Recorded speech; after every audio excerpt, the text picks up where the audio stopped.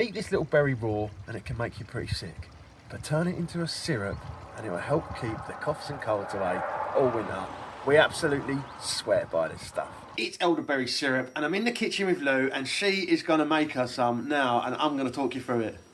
It's really easy and really delicious. Start off with a thumb-sized bit of ginger, cut that up, chuck it in a pan.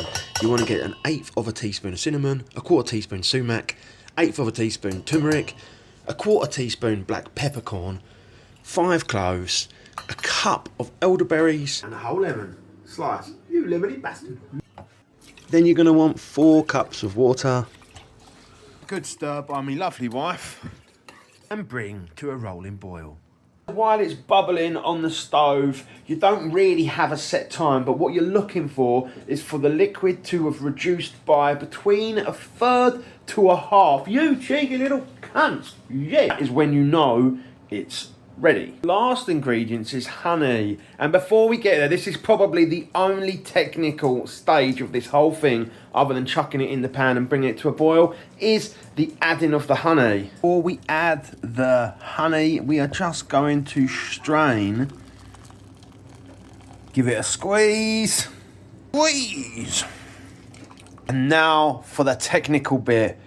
With the honey, you're going to want to let this cool down to 40 degrees. Between 30 and 40 is going to be the sweet spot to add the honey. If you don't have a thermometer, just make sure it's warm and not really hot, and that's going to be better than putting it in while it's hot.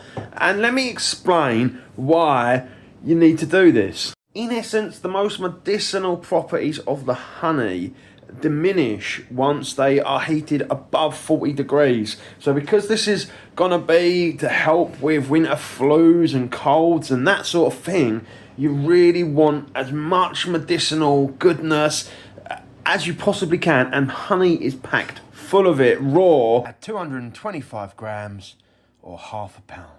No rest for the wicked. Lou is already on to the next thing, making some bread, and I'll leave the recipe for this elderberry syrup in the comments or in the description, depending on where you are watching this, and we really rate and recommend this recipe. It is 1 teaspoon for kids, 1 tablespoon for adults, and you can double that if you're feeling sick, daily, that is.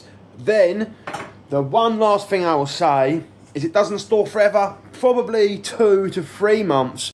We freeze our elderberries in bags of 1 cup so we can make it throughout the year. Put it in the jar, whack it in the fridge. See you in the next one. See you in the next one. Get your tits up, boom.